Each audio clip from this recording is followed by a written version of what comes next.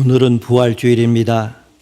죄와 죽음과 사단의 권세를 멸하시고 우리 주님께서 부활하셨습니다.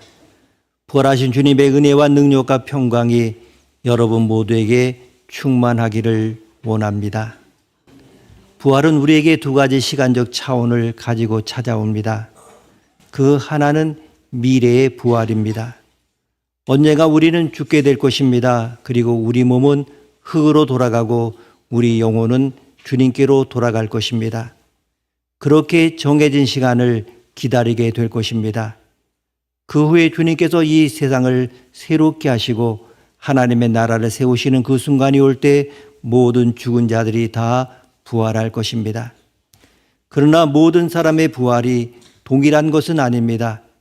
요한복음 5장 29절을 보게 되면 선한 일을 행한 자는 생명의 부활로 악한 일을 행한 자는 심판의 부활로 나오리라고 하셨습니다. 주님을 불신하고 악하게 산 사람들은 심판의 부활을 할 것입니다.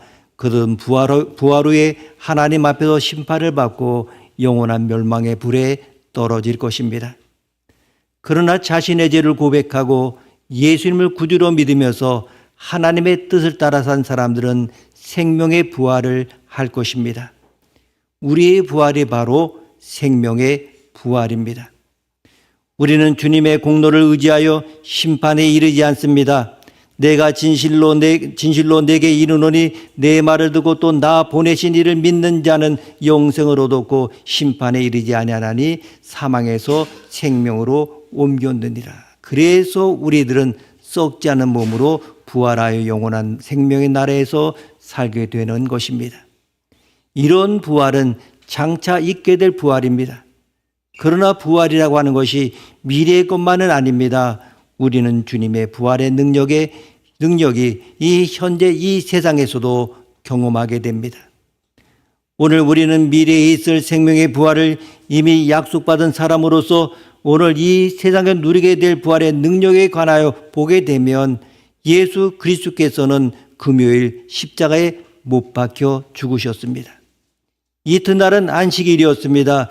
유대인들에게는 안식일에 대한 규정이 있어서 안식 후 첫날, 아직 날이 밝지 않았는데 그리스도의 무덤으로 향하는 사람들이 있었습니다.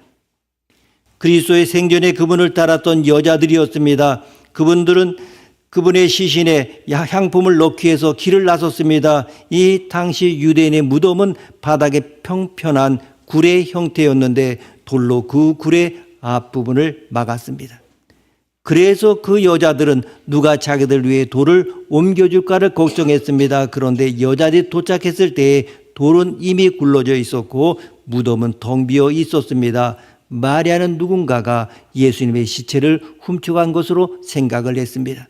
그래서 통곡을 할 수밖에 없었습니다. 바로 그때 부활하신 예수 그리스도께서 그녀에게 나타나셨습니다. 요한복음 20장 15절에서 18절 말씀, 요한복음 20장 15절에서 18절 말씀 우리가 화면에 있는 함께 읽습니다.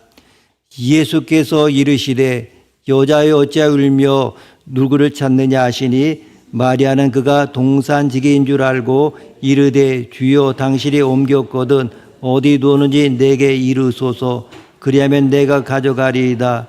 예수께서 마리아야 하시거늘 마리아가 돌이켜 히브리 말로 라보니 하니 이는 선생님이라 한 말이라. 예수께서 이르시되 나를 붙들지 말라. 내가 아직 아버지께로 올라가지 아니하였노라. 너는 내 형제들에게 가서 이르되 내가 내 아버지 곧 너희 아버지 내 하나님 곧 너희 하나님께로 올라간다라 하시니 막달라 마리아 가서 제자들에게 내가 주를 보았다고 또 주께서 자기에게 이렇게 말씀하셨다 이르니 아멘. 우리가 아는 대로 막달라 마리아는 예수 그리스도 부활의 첫 증인이 되었습니다. 약 3년간 그리스도를 따라다녔던 모든 제자들을 제치고 죄인이라 불렸던 여자가 부활하신 예수 그리스도를 첫 번째로 만나는 영광을 누리게 되었습니다. 이는 그리스도를 향한 그녀의 사랑이 컸기 때문입니다. 이 그리스도의 부활은 바로 역사적인 사건입니다. 그리스도의 그리스도께서는 실제로 십자가에 못 박혀 죽으셨고 다시 살아나셨습니다. 이것을 목격한 증인들에 의하여 십자가의 죽음과 부활은 널리 전파되었습니다. 그리고 이 사실의 전파는 교회를 든든히 붙드는 토대가 되었습니다. 바울은 기독교 교리의 정수를 담고 있는 이 로마서를 예수 그리스도에 관한 이야기로 시작하고 있습니다. 메시아로 오신 그분이 어떤 분인지를 말하는데 그의 설명은 이러합니다. 로마서 1장 3절 4절 말씀 우리가 함께 읽습니다. 로마서 1장 3절 4절입니다. 그의 아들에 관하여 말하면 육신으로는 다윗의 혈통에서 나셨고 성결의 영으로는 죽은 자들 가운데서 부활하사 능력으로 하나님의 아들로 선포되셨으니 곧 우리 주 예수 그리스도시니라. 아멘. 이 구절은 하나님께서 예수 그리스도의 부활을 통해 드러내신 네 가지 사실을 알려주고 있습니다. 그것은 이렇습니다. 먼저 그리스도께서 부활을 통하여 당신이 하나님의 아들이심을 친히 선포하셨습니다. 바울은 그리스도께서 부활하사 하나님의 아들로 선포되셨다고 말하고 있습니다. 바울은 회심 전에 어땠습니까? 유대 종교 지도자를 꿈꾸던 젊은이였습니다. 그는 베냐민 지파의 사람이었고 히브리인 중에 히브리인이요 율법으로는 바리새인이었습니다. 종교적인 열심 그것이 교회를 박해하고 율법의 의로는 흠이 없는 그러한 사람이었습니다. 그런 바울이 나사렛의 이단이라고 여겨서 바로 예수를 자신이 박해하던 그 가르침을 믿을 뿐만 아니라 그것을 목숨 걸고 전하는 사람이 되었습니다.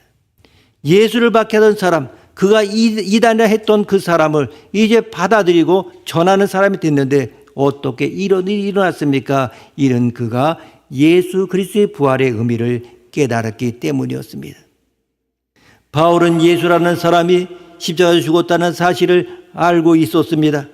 그리고 그것은 예수가 하나님의 저주를 받았기 때문이라고 확신했습니다. 성경에 이르기를 나무에 달려 죽은 자는 하나님께 저주를 받은 자라고 했기 때문입니다. 그러나 그것은 당시 유대 종교 지도자들의 강교한 모략이었습니다. 신명기 21장 23절 말씀 보게 되면 신명기 21장 23절 함께 읽습니다. 그 시체를 나무 위에 밤새도록 두지 말고 그날에 장사하여 내 하나님 여호와께서 내게 기업으로 주시는 땅을 더럽히지 말라. 나무에 달린 자는 하나님께 저주를 받았음이니라. 아멘. 그런데 그 예수가 다시 살아났을 뿐만 아니라 메시아라고 전하는 사람들이 나타났습니다. 바울은 이 소문을 퍼뜨린 자를 잡아들이려고 다메섹에 있는 사람들까지 잡기 위해 가고 있었습니다. 이것이 그리스도를 만나기 전 바울이 생각한 하나님을 향한 열심이었습니다. 다메섹에 가까이 이르렀을 때 사도 바울은 자신의 운명을 결정짓는 한 사건을 경험하게 됩니다. 바로 부활하신 예수 그리스도를 만난 것입니다. 사도행전 9장 3절에서 6절 말씀, 사도행전 9장 3절에서 6절 말씀 우리가 함께 읽습니다. 사울이 길을 가다가 다메섹에 가까이 이르더니 호련히 하늘로부터 빛이 그를 둘러 비치는지라. 땅에 엎드려져 들음에 소리가 있어 이르시되 사울아 사울아 내가 어찌 나를 박해 하느냐 하시거늘 대답하되 주여 누구시니까 이르시되 나는 내가 박해하는 예수라. 너는 일어나 시내로 들어가라. 내가 행할 것을 내게 이를 자가 있느니라 하시니. 아멘. 정오의 해보다 더 밝은 빛이 바울 일행을 둘러 비추었고 바울은 부활하신 예수 그리스도를 만났습니다. 그리고 십자가에 못 박혀 죽으신 예수님이 하나님의 아들이시라는 그 사실을 확신하게 되었습니다. 그때 그분의 죽음의 의미도 깨닫게 되었습니다. 바울의 어둡던 지성에 복음의 빛이 들어와서 십자가 죽음의 의미를 깨닫게 되었기 때문입니다. 바울은 그리스도께서 죽으신 것이 그 자신의 죄 때문이 아니라 우리 죄인들을 위해서였다는 사실을 알게 되었습니다. 우리가 복음서를 보게 되면 예수님이 제자를 처음 부를 때에 갈릴리에서 부르셨습니다. 바로 그들이 갈릴리에서 주님을 처음 만났을 때 아름다운 모습이었습니다. 그정한 젊은 사람, 정말 오묘한 진리를 가르치는 사람, 정말 불로소에 따라가고 주님이 행하시는 말씀을 들으며 정말 그 속에서 이적을 보면서 하나님 나라를 소망하며 이렇게 살았습니다. 그러나 주님의 십자가 부활에 있을 무렵에 제자들 보게 되면 너무나도 처음과 달라져 있었습니다. 너무나 많이 변했습니다. 그 순백의 영혼에는 때가 묻어 있었습니다. 추한 욕망이 그들을 지배하고 있었습니다. 겸손 대신에 누가 더 크냐고 따지고 있었습니다. 이제 그들의 모습은 또 하나의 서기관이요 바리새인의 모습이었습니다. 무조건 주님을 따랐던 그 정절은 다 사라져 버렸습니다. 그리고 주님을 버리고 도망하는 자들이 되어버렸습니다. 주님께 대한 확고한 신뢰 대신에 절망과 자기 패배만 남아 있었습니다. 새 시대의 개척자가 되고자 하는 부푼 비전 대신에 자포자기 속에 빠져 있었습니다. 부르심에 대한 감격도 다 사라져 버렸습니다. 예수님이 부활하시고 난 다음에 제자들을 갈릴리에서 만나기를 원하셨습니다. 왜? 그들이 부활해야 했기 때문입니다. 이제 과거의 순수한 열정과 사랑과 신뢰와 겸손이 이제 그들에게서 부활해야만 했기 때문입니다. 이러한 첫 모습, 첫사랑의 회복과 부활을 위하여 가장 적합한 것이 예수님이 생각할 때 그 바로 갈릴리였습니다. 다시 예전의 그 모습으로 돌아가서 다시 출발하게 되는데 가장 좋은 것이 갈릴리였기 때문에 주님은 그들을 갈릴리로 부르셨습니다. 그러면 우리는 어떻습니까? 우리의 갈릴리 시절은 어떠했습니까? 죄 많은 영혼의 상처를 무지하고 하나님의 크신 사랑 앞에서 아버지라고 부르며 두 눈에 눈물을 흘리던 때, 세례를 받으며 감격했던 그러한 순간들, 구원받은 감격으로 나도 내게 잘못한 사람들 용서하고 사랑하리라고 결심하던 때, 말씀 앞에 아멘으로 화답하려 하면서, 그리고 작은 실수에도 괴로워하며 회개하던 때, 주님의 모습을 담으려고 하는 열망으로 가슴이 설레던 때, 거룩한 직분을 받으며 충성을 다짐하던 때, 지금처럼 말로만 일하지 않고 몸을 아끼지 않고 부지런히 나와 봉사하던 때 주님 한 분만으로 만족하며 세상에 그 무엇도 부러워하지 않고 살 수 있을 것 같던 그 때가 우리의 갈릴리 시절이라고 하는 것입니다. 이 십자가의 죽음과 부활은 동전의 양면과 같습니다. 하나가 분명히 깨달아져야 다른 하나도 알 수가 있습니다. 만약에 하나는 깨달았지만 다른 하나를 알지 못한다고 하면 이미 깨달은 그것도 온전한 것이 아닙니다. 예수 그리스도께서는 나무에 달려 죽으셨습니다. 나무에 달려 죽는 자는 하나님의 저주를 받은 사람입니다. 그런데 하나님의 저주를 받은 사람이 다시 살아났습니다. 이는 예수 그리스도의 죽음이 다른 사람들의 그것과는 달랐기 때문입니다. 예수 그리스도께서 하나님의 저주를 받은 것은 사실이지만 그것은 자신의 죄 때문이 아니었습니다. 구원받을 모든 사람의 죄 때문이었습니다. 그렇다면 하나님께서는 예수 그리스도를 살리실 충분한 이유가 있었습니다. 그리스도께서 하나님의 뜻을 따라 대속적인 죽음을 이루셨기 때문입니다. 그리고 두 번째로 그리스도의 부활은 죽은 자들 가운데서의 부활이었다고 하는 것입니다. 바울은 그리스도께서 죽은 자들 가운데서 부활하셨다고 합니다. 이는 예수 그리스도께서 죽음의 권세를 이기셨음을 의미합니다. 아담과 하와가 범죄하고 난 이후에 모든 사람은 죽음을 피할 수 없게 되었습니다. 죽음이 모든 인류를 삼켰습니다. 그런데 그리스도께서 죽은 자들 가운데서 살아남으로써 죽음의 권세를 이기셨습니다. 그래서 골로새서 2장 15절 말씀에 골로새서 2장 15절 말씀 함께 읽습니다. 통치자들과 권세들을 무력하여 드러내어 구경거리로 삼으시고 십자가로 그들을 이기셨느니라. 아멘. 그렇지만 아직 우리는 육체의 죽음을 완전히 극복하지 못했습니다. 예수를 믿는 사람도 죽습니다. 성령 충만한 사람도 죽습니다. 육체의 죽음은 불순종한 사람에게도 임하지만 은혜를 받은 사람에게도 나타납니다. 한 번 죽는 것은 사람에게 정해진 것이기 때문입니다. 그러나 예수 그리스도께서 죽음을 이기고 살아나셨습니다. 그러면서 사단의 손에 들렸던 죽음이라는 가장 강력한 카드가 무력화되었습니다.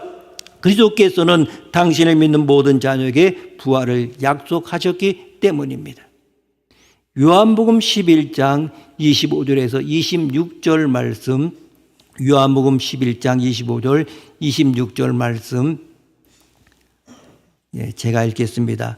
예수께서 이르시되 나는 부활이요 생명이니 나를 믿는 자는 죽어도 살겠고 무릇 살아서 나를 믿는 자는 영원히 죽지 아니하리니 이것을 내가 믿느냐. 아멘. 그래서 우리는 죽음을 두려워하지 않습니다. 오히려 영원 불멸할 새 육체로 다시 태어날 영광스러운 그날을 사모하며 나아갑니다. 이처럼 그리스도의 부활은 우리에게 내세의 소망을 갖게 하셨습니다. 그리고 세 번째로 그리스도의 부활은 성령을 통한 것이었습니다. 육신으로는 다윗의 혈통으로 나셨고 성결의 영으로는 죽은 자를 가는 부활하사라는 이 구절, 얼핏 보면 예수 그리스도의 육신과 영혼에 대해 말하는 것 같습니다. 육신으로는 다윗의 혈통에서 나셨고 영으로는 죽은 자들 가운데서 부활하셨다고 하는 것입니다. 그러면 육신은 태어난 것이고 영은 부활했다는 의미가 됩니다. 예수 그리스도께서는 성령을 통하여 부활하셨습니다. 이는 부활 사건에서 성령의 주도권을 보여주고 있습니다. 그리스도께서는 교회의 머리이시고 우리는 그분의 몸에 접붙여진 지체들입니다. 교회의 머리인 그리스도께서 십자가에서 죽으시고 사흘 만에 성령의 능력으로 살아나셨습니다. 그렇다면 머리와 운명을 같이 하는 교회도 언젠가는 성령을 통하여 부활하리라고 믿어야 됩니다. 오늘 우리는 이 부활을 완전히 경험하지는 못합니다. 지금 이 세상에서 은혜를 많이 받아도 예수 그리스도처럼 몸의 부활을 경험하지 못합니다. 이 일은 때로 유보되어 있습니다. 하지만 그렇다고 해서 부활의 생명이 어떤 것인지 전혀 알지 못하는 것은 아닙니다. 성령은 미래의 그날 우리의 부활을 보증이 되실 뿐만 아니라 지금 이 순간에도 우리로 하여금 부활의 생명을 누리게 하십니다. 하늘로부터 부어지는 영적 생명이 바로 그것입니다. 여러분, 괴로운 일이 생겨서 교회를 찾은 적이 있습니까? 그냥 불 꺼진 예배당에서 무릎 꿇고 나를 불쌍히 여겨달라고 이렇게 기도한 적이 있습니까? 그때 하나님께서는 우리 마음에 놀라운 깨달음과 위로를 주십니다. 죽은 것과 같았던 우리 영혼을 은혜로 소생시키십니다. 이 세상에서 살아갈 힘을 하늘로부터 부어주십니다. 이것이 우리가 누리는 부활의 생명입니다. 이 일은 바로 성령을 통하여 일어납니다. 우리는 성령의 은혜로 우리 영혼이 다시 살아나는 것을 볼 때마다 미래의 그날 우리가 완전히 부활할 것이라는 사실을 더욱더 믿게 됩니다. 우리의 육체가 부활하여 하나님의 배우게 될 그 자격을 더욱더 소망하게 되는 것입니다. 그리고 네 번째로는 그리스도의 부활은 하나님의 능력으로 이루어졌습니다. 그리스도께서 능력으로 하나님의 아들로 선포되었습니다. 이 능력이 무엇입니까? 죽음을 무력화시킨 놀라운 생명의 능력입니다. 앞서도 말씀드린 대로 바울은 회심하기 전에 율법의 의료는 흠이 없고 열심히는 교회를 받게 하던 사람이었습니다. 이러한 열심히 자신을 구원할 수 있다고 여겼습니다. 그런데 바울이 그 모든 것을 배설물로 여기게 됩니다. 이는 그리스도 예수를 아는 지식이 가장 고상함을 알았기 때문입니다. 예수 그리스도가 누구인지를 알게 되자 바울의 인생관에는 혁명적인 변화가 일어났습니다. 그러자 그의 삶의 목표도 변했습니다. 빌립보서 3장 10절에서 11절 말씀, 빌립보서 3장 10절에서 11절 말씀입니다. 내가 그리스도와 그 부활의 권능과 그 고난의 참여함을 알고자 하여 그의 죽으심을 본받아 어떻게 해서든지 죽은 자 가운데서 부활에 이르려 하노니. 아멘. 그리스도께서 하나님의 아들이신 것, 그분이 우리의 구주이신 것 등을 아는 것이 그리스도에 대한 알미입니다. 부활의 권능에 대한 알미라고 하는 것은 죽음의 권세를 이기고 예수님을 다시 살리신 하나님을 위한 능력에 대해서 아는 것을 말합니다. 바울은 그것을 아는데 자신의 온 삶을 걸었습니다. 우리도 이 생명의 능력을 사모해야 합니다. 도처의 죽음의 기운을 보십시오. 영혼의 죽음은 죽은 행실을 쏟아내게 하고 인간을 불행한 삶으로 이끕니다.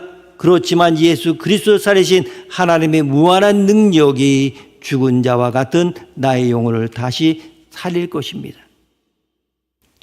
한 목회자가 지하철을 탔습니다. 거기엔 늙고 꼬부라진 할머니가 무거운 짐을 가지고 있었습니다. 주변에 있던 사람 중에 한 사람이 물었습니다. 할머니, 웬 짐입니까? 먹고 살자니 어쩔 수 없지. 나 혼자 사는데 돈이 꽤 필요하거든. 그래서 시장에서 장사하는 거야. 이게 팔다 남은 거지.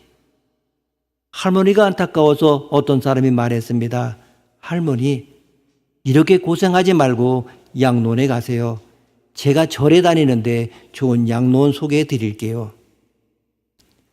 그 목사님이 할머니와 사람의 대화를 관심 있게 듣게 되었는데 깜짝 놀랐습니다. 양론을 소개해 주겠다고 하는 그 대목에서 갑자기 할머니 목소리가 높아졌습니다. 무슨 소리? 난 양론에 안 가네. 젊은 사람 호의는 고맙지만 사양하겠어? 내가 선생 말을 거부하는 이유는 두 가지일세. 첫째로 나는 예수 믿는 사람이야.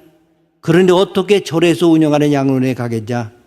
아무리 수족을 편하게 해준다 할지라도 예수님 팔아먹을 수는 없지. 그러지 말고 선생도 예수를 믿어.